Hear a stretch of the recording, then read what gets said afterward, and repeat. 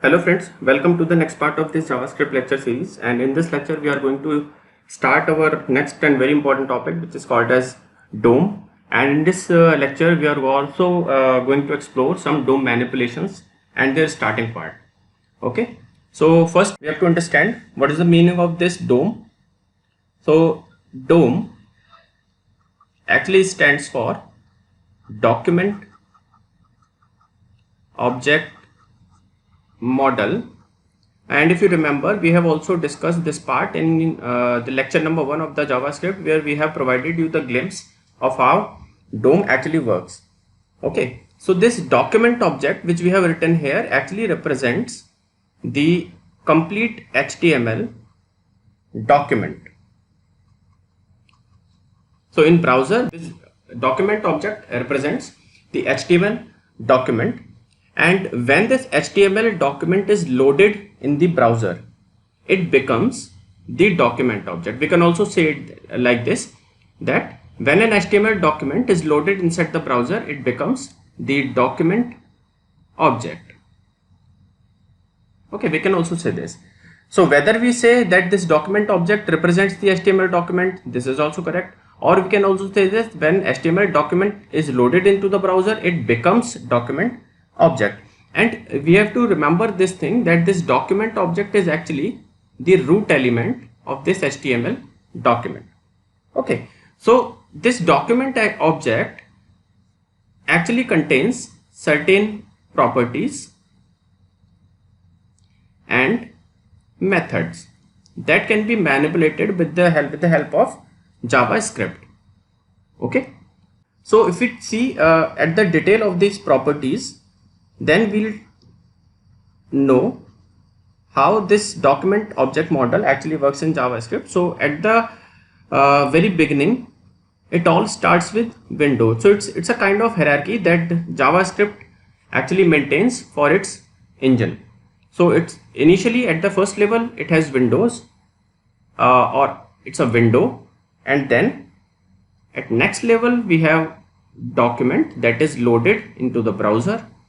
This document contains link, form and anchor at the next level, and at the lower level this form may be further divided into say it contains button, it may contain reset, it may contain select, it may contain radio. That these all are the elements that a form can contain in an HTML document, and that JavaScript document can parse or process. So radio, after radio we have the checkbox, then after checkbox we have text area,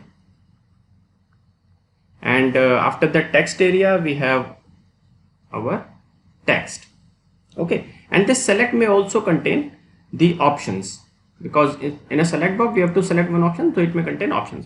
So initially we have window contains document contains links, forms and anchors, and form contains these all the elements that are available in the HTML document. So these all are called as the properties of HTML DOM or JavaScript DOM, and these properties can be accessed with the help of JavaScript. Okay, so suppose if I have to access certain property, if I have to access this form element, so how I will write, I'll write window dot document dot form and so on. Okay, but this window dot document can be written in a shorter way, because there is no need to mention window repetitively. So we can simply write it as document dot form and so on, or we can say document dot link, document dot anchor. That's why we have said here that this document object is the root element. Okay, so this window object is actually default part. This is defaultly loaded whenever an HTML document is loaded into the browser. Okay, so these are all the properties that can be accessed. Now with these properties we have certain methods associated with them. So these methods are as follows. that is first one that we were using till now, that is write, and that contains some string. Okay, that if we talk about it, then it what it does, it writes the given string on the document. Second, we have similar type of method which is called as write-ln. Write-ln, it also contains a string as a parameter, and what it does, it writes the given string on the document with the new line character at the end, just like \n in C language, system.out.println in Java, and so on. Okay, third method which we have available is called as, it is one of the most very important methods in JavaScript, and which is mostly used for the DOM manipulations, which is called as get element by ID. Okay, with the help of this, we can access particular element with the given ID value. Next, we have get elements by name. So with the help of it, we can access all the elements that have this particular name inside the document. And at last, we have get elements by tag name. Get element by tag name, elements by tag name. And we have one more method which is available, which is called as get elements by class name.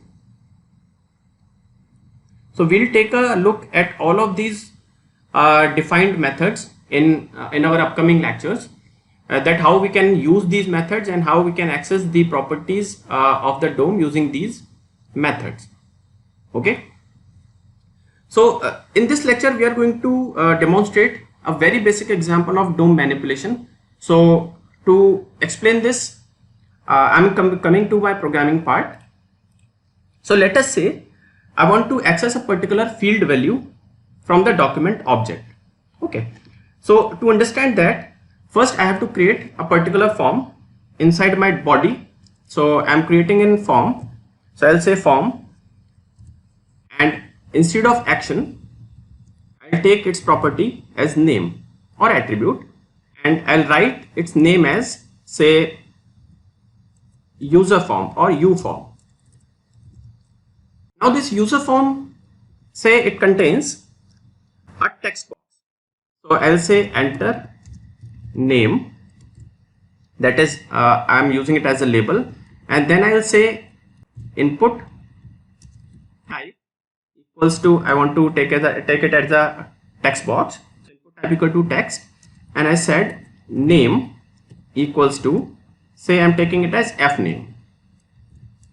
Then I take a line break here, and then I've enter into the next line, and I want to create an input type button here. So input type equals to button, and the value of this button is, say, print me.